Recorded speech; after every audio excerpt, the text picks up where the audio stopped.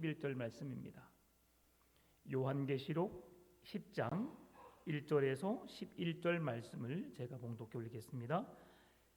내가 또 보니 힘센 다른 천사가 구름을 입고 하늘에서 내려오는데 그 머리 위에 무지개가 있고 그 얼굴은 해 같고 그 발은 불기둥 같으며 그 손에는 펴놓은 작은 두루마리를 들고 그 오른발은 바다를 밟고 왼발은 땅을 밟고 사자가 부르짖는 것 같이 큰 소리로 외치니 그가 외칠 때에 7 우레가 그 소리를 내어 말하더라.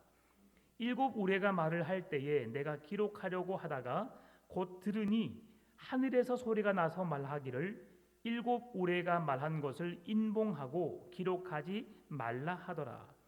내가 본 바 바다와 땅을 밟고 서 있는 천사가 하늘을 향하여 오른손을 들고 세세토록 살아계신 이 곧 하늘과 그 가운데에 있는 물건이며 땅과 그 가운데에 있는 물건이며 바다와 그 가운데에 있는 물건을 창조하신 이를 가리켜 맹세하여 이르되 지체하지 아니하리니 7째 천사가 소리내는 날 그의 나팔을 불려고 할 때에 하나님이 그의 종 선지자들에게 전하신 복음과 같이 하나님의 그 비밀이 이루어지리라 하더라.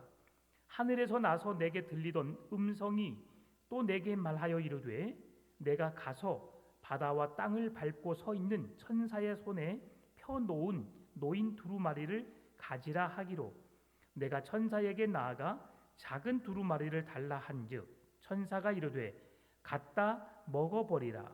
내 배에는 쓰나 내 입에는 꿀같이 달리라 하거늘 내가 천사의 손에서 작은 두루마리를 갖다 먹어버리니 내 입에는 꿀같이 다나 먹은 후에 내 배에서는 쓰게 되더라.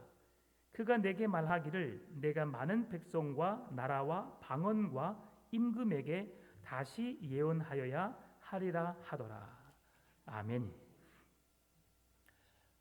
우리가 지난 시간에 요한계시록 9장의 말씀을 함께 살펴보았는데요. 요한계시록 9장에는 5번째 천사와 6번째 천사가 나팔을 부는 장면을 우리에게 말씀했었습니다. 그러면 이어지는 10장의 말씀에는 어떤 말씀이 기록되어져야 할까요? 그 뒤를 잇는 7번째 천사의 나팔 소리를 우리가 들어야 하겠지요. 그런데 오늘 본문의 말씀은 7번째 천사의 말을 하지 않습니다. 7번째 천사의 메시지는 11장에 나타나거든요. 그러면 오늘 왜 10장을 하나님께서 이렇게 기록하게 하셨을까? 오늘 본문의 말씀은 쉼표와도 같습니다. 이 쉼표가 무엇입니까? 문장에서 쉼표는 문장을 읽으면서 중간 단락을 우리에게 쉼을 갖고 마지막 마침표에 이르기까지 그 문장을 명확하게 이해하게 하기 위한 그 중간 부호로서 이렇게 쉼표를 주는 거거든요. 그래서 이 말씀은 잠시 멈춰 쉬게 함으로 하나님이 우리에게 무엇을 말씀하시려는지를 다시금 생각하게 하시는 그런 본문의 말씀이라 할 수 있습니다. 오늘 10장의 말씀을 통해서 오늘 하나님께서 주시는 천사의 나팔을 어떻게 이해해야 할지 5번째, 6번째 천사의 메시지를 듣고 7번째 천사의 메시지를 듣기 전에 우리에게 무엇을 요구하시는지 함께 살펴보기를 원합니다. 7번째 천사의 나팔이 들릴 때까지 이들에게는 극심한 심판이 있음에도 불구하고 회개하지 않음을 보여줍니다. 하나님께서 그들에게 어떤 신호를 보여주시는 것이죠. 우리가 주일에도 말씀을 들었었죠. 하나님이 침묵하시는 것 결코 좋은 일이 아니다. 우리가 하나님의 말씀 앞에 서서 아무런 일이 일어나지 않을 수도 있지만 또한 그 반대로 우리가 사탄에게 속해 있기 때문에 사단이 우리를 공격하지 않는 것이다라고 이해할 수도 있었습니다. 우리가 하나님 편에 서시기를 바랍니다. 하나님의 은혜 안에 서 있는 자들에게 주시는 은혜는 때로는 우리가 늘 평안하고 기쁘고 즐겁고 감사가 넘쳐나는 삶을 살게 하시다가도 가끔씩은 우리에게 어려움을 주시기도 하십니다. 여러분, 우리에게 어려움이 없는 것은 있을 수 없는 일이죠. 이 세상에는 늘 곤고나 어떤 핍박이나 어려움이 늘 끊이질 않거든요. 사건과 사고가 끊이질 않습니다. 그러면 나만 그 사고가 있지 않다고, 나에게만 그런 어려움이 없다고 해서 행복할 일이 아니라는 거죠. 우리가 이 세상 살아가는 사람과 다른 것은 아무것도 없습니다. 똑같은 세상에서 똑같은 환경 속에 우리가 살아가고 있는데, 단지 우리가 세상 사람과 다른 것은 우리에게 천지를 창조하신 하나님을 믿는 믿음이 있다는 거죠. 이 믿음이 있기 때문에 상황은 똑같습니다. 똑같은 환경을 맞이하지만 세상의 사람들은 하나님의 나라에 대한 비전이 없기 때문에, 소망이 없기 때문에 불평불만하고 내게 주신 생명을 함부로 합니다. 그러나 믿음이 있는 우리들은 내게 주신 생명도 하나님의 것이고, 내가 이 세상을 마치는 그 순간 나는 하나님의 나라에 들어가는 거룩한 백성이라는 사실을 알기 때문에 우리는 그 나라를 소망으로, 믿음으로 나아갈 수 있는 것이지요. 오늘 하나님은 천사의 나팔을 통해서 하나님의 심판이 반드시 이루어질 것을 말씀하고 있습니다. 그리고 하나님께서는 고통의 대상, 고통의 힘, 고통의 기간을 미리 정해 놓으셨어요.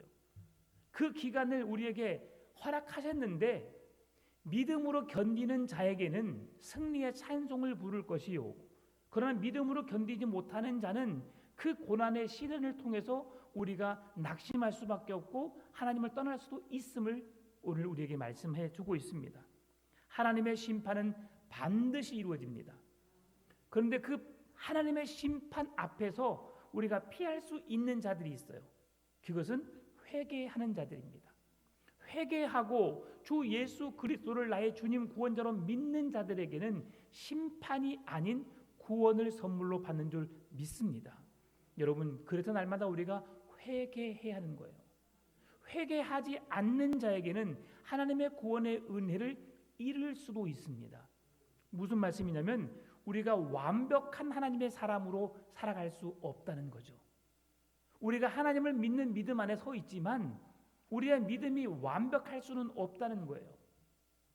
그래서 넘어질 수 있고 실수할 수 있고, 그런 우리에게 하나님께서 주시는 은혜로 우리가 살아가야 한다는 것이죠.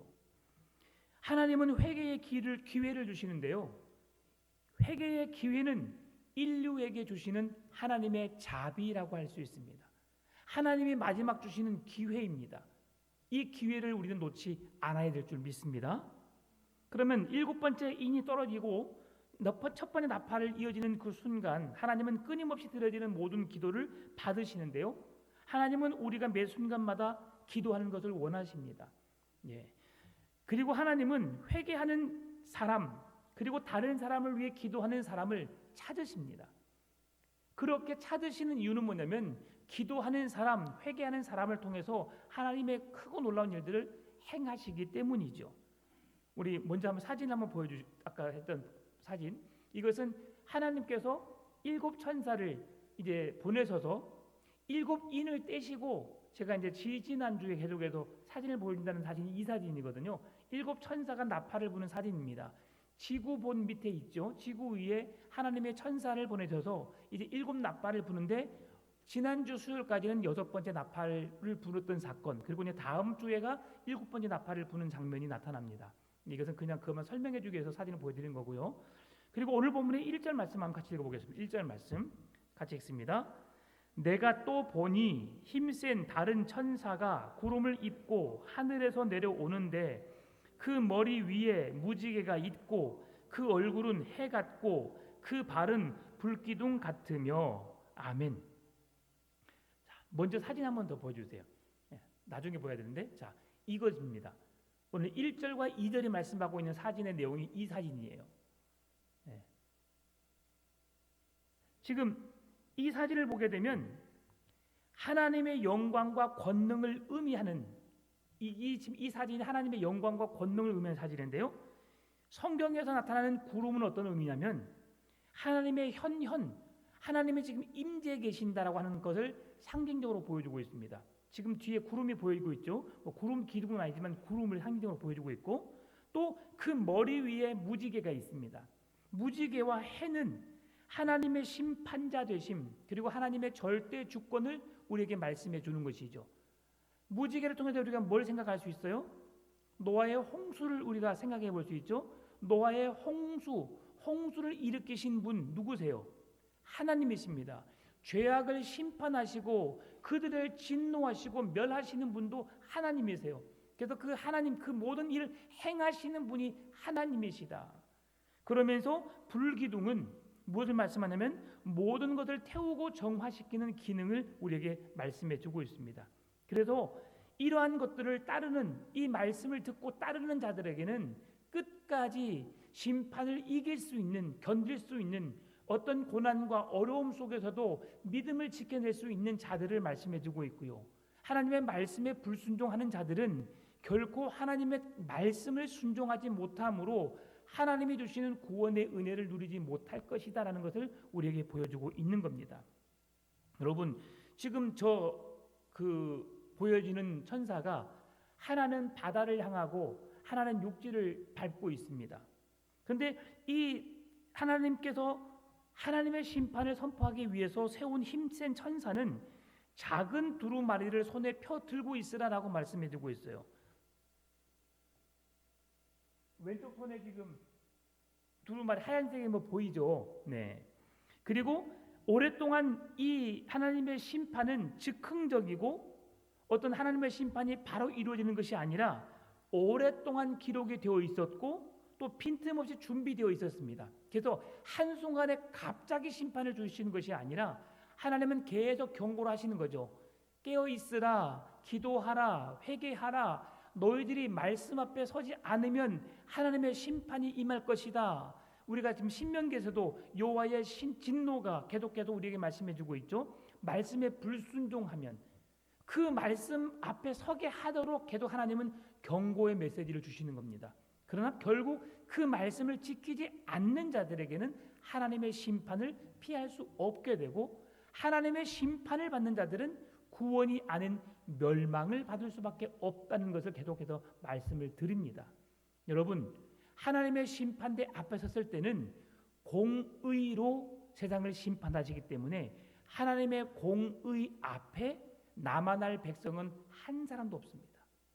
하나님의 공의 앞에 우리가 바르게 설 수 있는 사람은 아무도 없다는 것이죠. 그러나 회개하면 예수 그리스도의 생명의 그 이름이 우리를 구원으로 이끄시는 능력이 되기 때문에 우리는 그 은혜로 살아갈 수 있는 것이지요.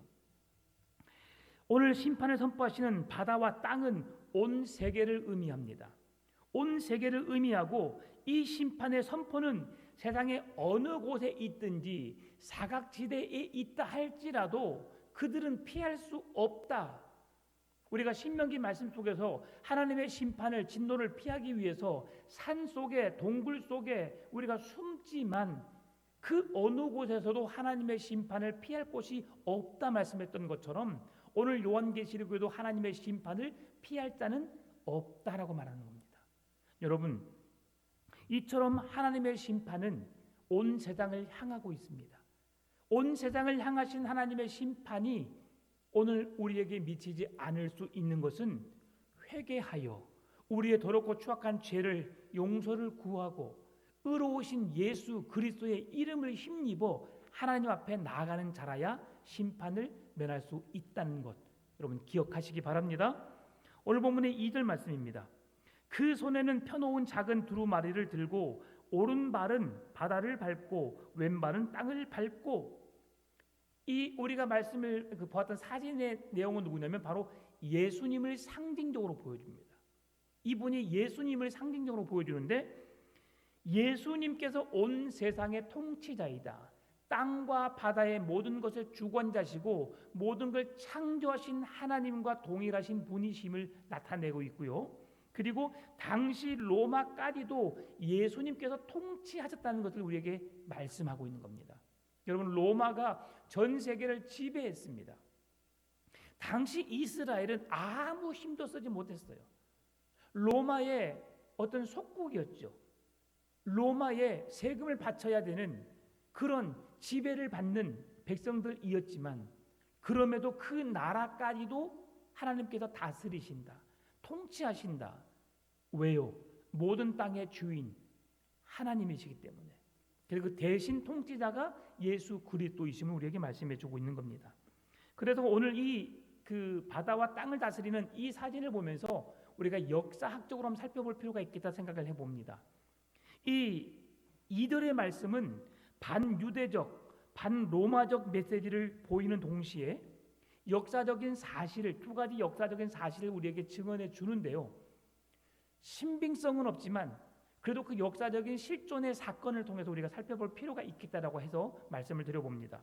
첫 번째는 AD 41년에서 54년에 통치한 글라우디우스 황제가 땅과 바다를 밟고 있는 유물을 발견했다고 합니다.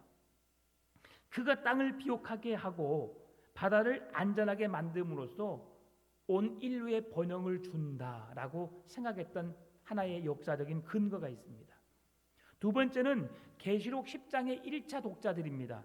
지금 요한 당시 요한이 계시록을 하나님으로부터 계시를 받아서 쓰고 있었을 때에 그 말씀을 1차 독자들에게 적용해 보았을 때에 천사가 땅과 바다를 밟고 있는 모습을 통해서 에게해 동남부에 로도스 섬에 세워진 거대한 아폴로 동상을 상상할 수 있다라고 생각해 볼 수 있는 것이죠. 그래서 그 아폴로 동상과 같은 것으로 이해할 수 있겠다라고 생각하는 것입니다.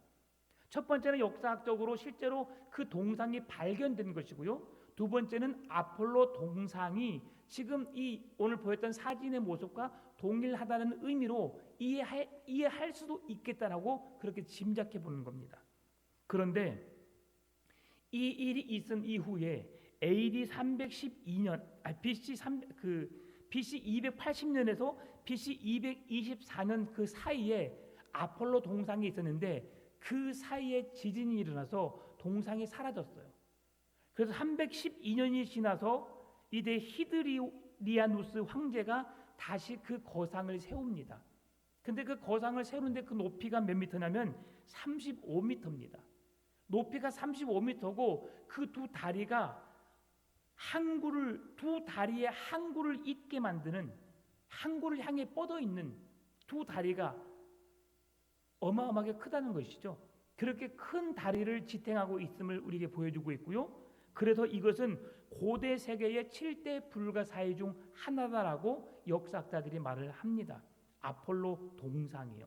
그래서 그러한 것들을 우리에게 설명해 줌에 있어서 지금 예수님이 보여주고 있는 이런 그 형상과 같을 것 같다라고 생각해 보지만 그러나 두 가지 다 역사적인 근거는 우리에게 별로 도움이 되지 않고 있습니다.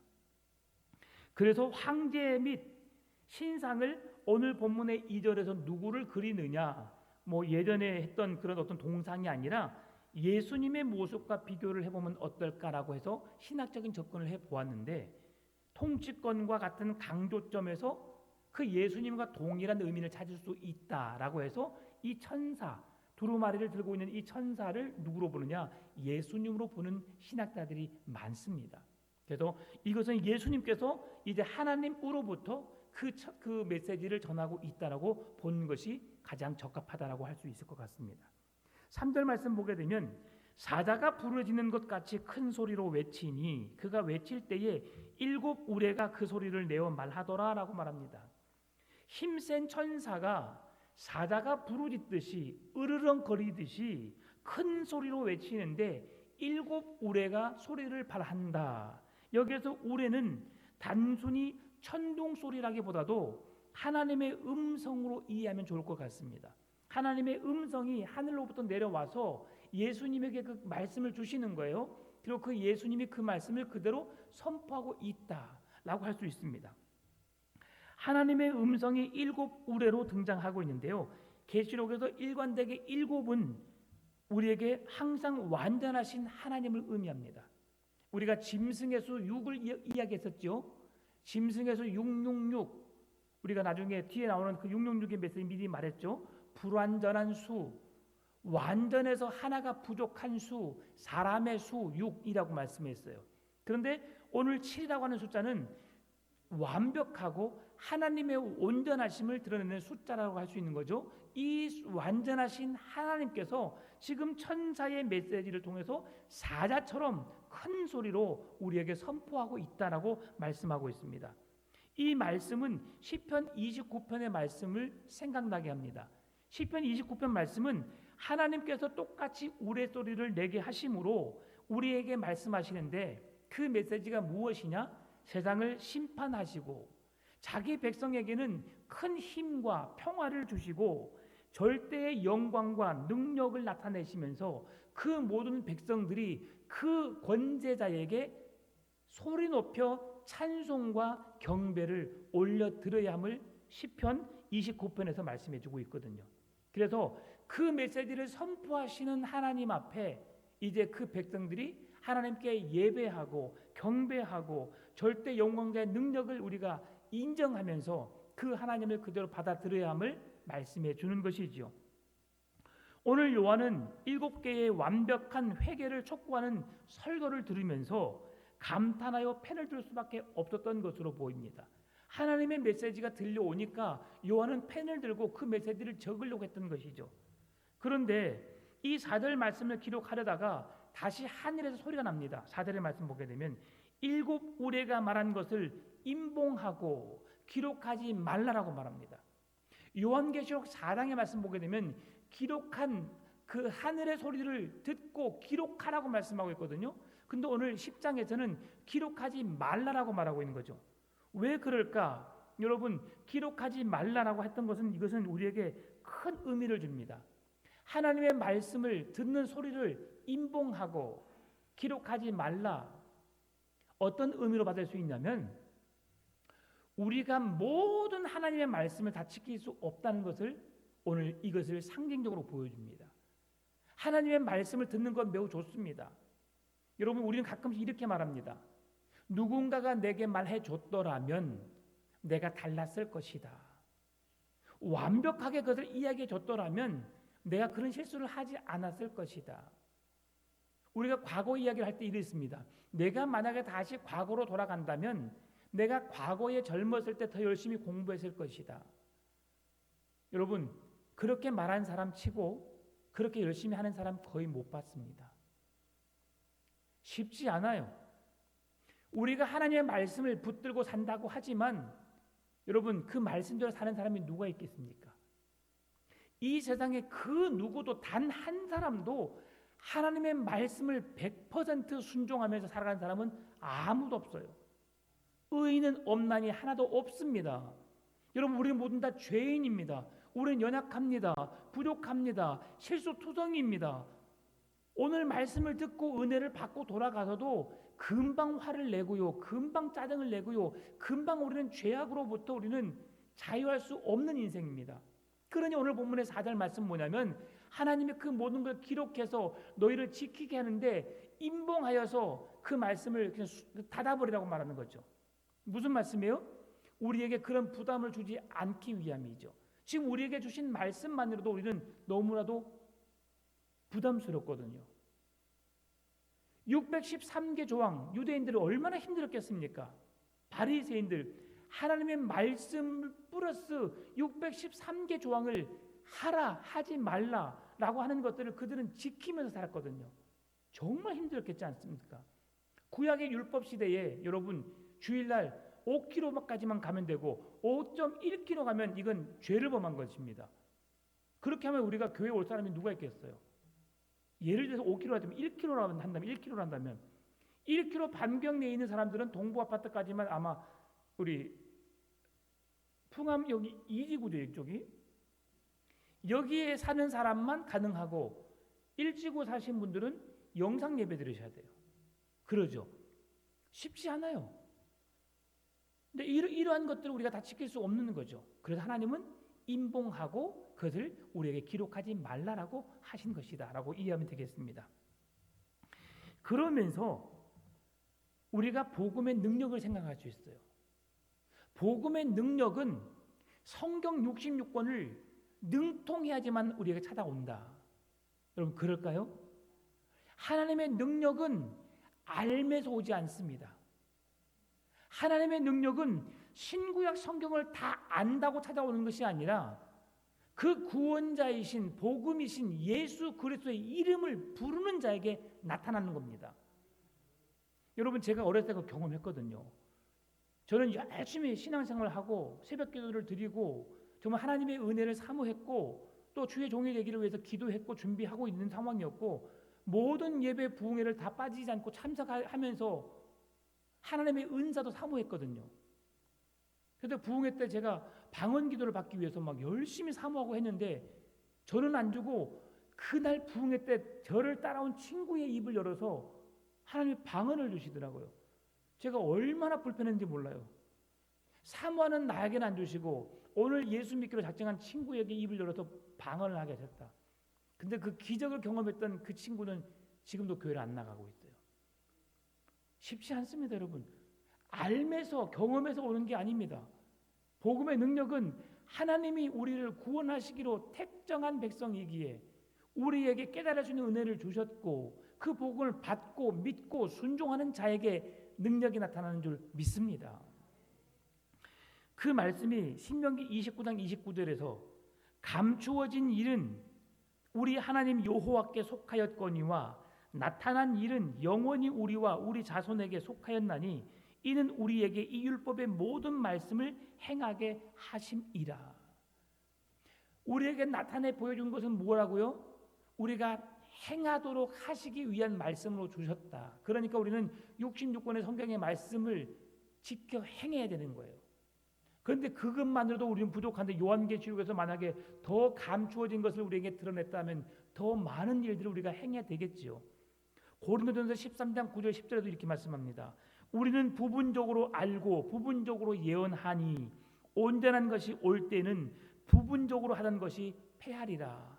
온전한 것이 무엇입니까? 예수 그리스도의 심판의 날이 임하게 되면 이제는 그 완성된 복음의 나라가 이 땅에 임하게 될 것이다. 그래서 우리는 하나님의 뜻과 계획을 제한적으로 아는 피조물임을 인정해야 합니다. 우리는 하나님을 온전히 할 수가 없어요. 그러면서 하나님께서 알려주신 것만 알 수 있고요. 그 알려준 것을 우리가 바르게 알고 이해하기 위해서 우리가 몸부림을 쳐야 되는 것이죠. 여러분, 그렇게 믿음으로 서가시기를 바랍니다. 그러면 하나님이 허락하신 믿음, 하나님이 허락하신 지혜가 무엇인가? 오늘 5절, 6절, 7절이 말씀해 줍니다. 내가 본 바 바다와 땅을 밟고 서 있는 천사가 하늘을 향하여 오른손을 들고 세세토록 살아계신 이 곳 하늘과 그 가운데에 있는 물건이며 땅과 그 가운데에 있는 물건이며 바다와 그 가운데에 있는 물건을 창조하신 이를 가리켜 맹세하여 이르되 지체하지 아니하시리니 하리니 일곱째 천사가 소리내는 날 그의 나팔을 불려고 할 때에 하나님이 그의 종 선지자들에게 전하신 복음과 같이 하나님의 그 비밀이 이루어지리라 하더라. 천사가 하늘을 향해 오른손을 들고 세세토록 살아계신 만유의 주 창조주를 가리켜서 이렇게 말합니다. 실과 시간이 얼마 남지 않았다. 무슨 말씀입니까? 우리가 살고 있는 이 세상이 머지않아 사라질 것을 말씀하고 있는 겁니다. 그리고 영원한 창조주 하나님과 함께할 날이 속히 올 것이다 라고 하는 메시지입니다. 여러분, 이 세상은 제한적입니다. 한시적입니다. 우리가 많이 살아야 120년, 130년 살 것입니다. 그렇지 못하면 우리는 곧 20, 30년 안에 다 하나님 품에 안길 수밖에 없는 인생들이죠. 그런데 만유의 주, 창조주 하나님께서는 영원하십니다. 신실하신 하나님은 영원의 시작부터 영원의 끝까지를 주장하시는 분이십니다. 그러면 그 하나님께서 오시는 그 날, 그 나라가 속히 임하게 될 것을 우리에게 말씀해 주고 있는 것이죠. 그러면 하나님이 허락하신 지식이 무엇이냐? 그 하나님을 알아가는 우리의 모습 속, 이 현실 속에서 알아가는 말씀들. 그래서 하나님이 다시 오실 때에 그 비밀이 드러나게 되는데 그 비밀은 예수 그리스도의 오심으로 확실하게 드러날 수 있다. 그러니까 우리는 신구약 성경에 기록된 말씀을 통해서 하나님을 알아가는 것이고 제한적인 지식을 통해서 하나님의 뜻을 발견할 수밖에 없다는 것을 말씀해 주고 있는 겁니다. 그래서 하나님의 비밀은 무엇이냐? 하나님 나라의 확장이라는 복음이다. 하나님의 나라의 비밀이 무엇이냐? 하나님의 복음, 말씀인 것이죠. 그래서 이 천국 복음은 예수님께서 구약의 예언을 성취하신 것인데 유대인과 열방의 악인들을 징벌하시고 그리고 우리 선한 사람, 믿음의 사람들은 신원하심으로 걸어간 하나님의 구원에 참여할 수 있게 하신다. 이것이 진리의 복음이죠. 예수 믿는 자에게는 구원, 믿지 않는 자에게는 심판, 결국 지옥에 갈 수밖에 없는 자들. 그래서 우리는 무엇을 노력해야 되겠습니까? 구원받은 자로서 믿지 않는 가족들, 믿지 않는 친지들을 위해서 이 하나님 나라 복음의 비밀을 전해야 하는 것이죠. 그들에게 알려야 하는 것입니다. 그래서 오늘 본문의 말씀은 환상적이고 상징적이기 때문에 그 기록된 말씀을 문서를 씹어 먹으라라고 말하는데 씹어 먹는 것을 실제적으로 먹는 것이 아니라 하나님의 말씀을 이해하고 내 것으로 만들어서 내 삶 속에 하나님의 말씀이 살아 움직이는 능력을 가진 자로서 그 말씀대로 살아내고 그 말씀을 통해서 내 삶을 통해서 내 입술의 고백을 통해서 하나님의 사랑을 하나님의 나라를 선포하는 자로서의 삶을 살아가라라고 말씀하는 거죠. 여러분 우리의 몸이 복음의 능력이 되어야 되는 줄 믿습니다. 우리의 언어가 복음의 비밀을 말하는 입술이 되어야 될 줄 믿습니다. 이것을 지금 오늘 본문에서 말씀해 주고 있는 거예요. 그런데 이 말씀을 우리가 먹을 땐 달다라고 말합니다. 근데 그 배에서는 쓰다라고 말하죠. 여러분 말씀을 들을 때 어떻습니까? 너무 좋아요. 말씀을 들을 때 너무 은혜가 되면 너무너무 행복합니다. 하나님의 진리의 말씀을 깨닫게 되면 와 이런 말씀이 있었구나. 하나님이 나를 이렇게 사랑하시는구나. 내가 그 백성이구나라고 깨달을 때는 너무 기분 좋잖아요. 그런데 여러분 들을 때는 기분 좋습니다. 근데 우리가 그 말씀대로 살아내려고 하니까 어때요? 힘들잖아요. 여러분 성경이 말할 때 우리는 내가 좋은 것은 받고 좋지 않은 것은 실행하지 않는다. 이건 결코 바람직하지 못합니다. 여러분 말씀대로 살아내기 위해서 몸부림치십니까? 말씀을 이루내기 위해서 여러분 노력하십니까? 여러분 쉬운 예로 제가 한 가지만 말씀드려볼게요. 자 11조 어떻습니까 여러분? 엄청난 부담이죠. 그러죠. 11조라고만 생각하면 엄청 부담입니다. 그래서 성경은 어떻게 하냐면 온전한 11조를 드리라라고 말해요. 당장 안 하던 사람은 여러분 이 말씀만 들어도 시험이 듭니다. 교회 안 다니고 싶어라 해요. 왜요? 성경을 제대로 알지 못하기 때문이에요. 여러분 하나님은 돈이 없어서 달라고 하신 분이 절대 아니거든요. 근데 우리는 그것이 지금 내 생활에 불편하니까 그것을 드리면 직접적으로 내 경제적인 손해가 미치게 되니까 안 하려고 합니다. 여러분 그러나 드려보세요. 자유함이 있습니다. 드려보세요. 우리에게 기쁨이 있습니다. 채우시는 하나님을 경험하게 됩니다. 우리의 삶의 필요를 채우시는 하나님을 경험하게 된다니까요. 제가 뭐 헌금을 하라고 저는 강요하지 않지만 성경을 그대로 지켜내기 위한 하나의 단편적인 예만 우리가 가장 부담스러운 한 예만 제가 말씀드려보는 거예요. 제가 이 교회 와서 처음 이야기한 겁니다. 저는 이제 선교 구제라는 말을 제가 많이 하지만 그렇게 그 정도로 우리가 말씀을 지켜낸다는 건 결코 쉽지 않습니다. 말씀을 마무리합니다. 오늘 7째 나팔이 다가오고 있습니다. 7째 심판 나팔은 멈추지 않을 겁니다. 지체하지도 않을 겁니다. 지금 하나님의 나라가 이 땅에 가까이 다가오고 있는데 우리가 지난 성경의 말씀처럼 하나님의 나라는 하나님의 시간은 오늘 우리의 하루가 하나님의 나라에서 하루가 우리의 시간에 1000년과 같다. 우리의 1000년이 예수님의 시간으로서는 하루일 수도 있다. 성경이 이렇게 말씀해주고 있거든요. 그러니 주님이 내가 속히 가리라. 속히는 오늘 내일 며칠 안에 가겠다. 그러면 지금 2000년 지났습니다. 내일 모레 내일이 오늘 1000년 내일 2000년 모레 가면 언제예요? 3000년이 될 수도 있다는 사실이죠. 그러나 주님은 그렇게까지는 가지 않을 것 같습니다. 그러면서 우리가 준비할 게 뭐냐? 언제든지 그날은 반드시 임합니다. 그런데 우리가 죽음을 맞이하는 그 순간 그 나라에 들어갈 수 있기 때문에 우리는 더 빨리 갈 수 있는 거죠. 그래서 우리가 믿음을 놓지 않아야 되는 거예요. 하나님의 말씀에 순종하시기 바랍니다. 그 말씀을 지켜내기 위해서 몸부림치시기를 바랍니다. 그리고 하나님의 나라는 반드시 이루어지고 그 나라는 속히 오고 있고 그 복음을 듣는 우리에게 구원을 주신 능력이 믿지 않는 영혼들에게까지 전파될 수 있도록 우리의 삶을 통해서 우리의 언어를 통해서 하나님의 나라를 드러내시는 여러분의 믿음 되시기를 주의 이름으로 축원합니다.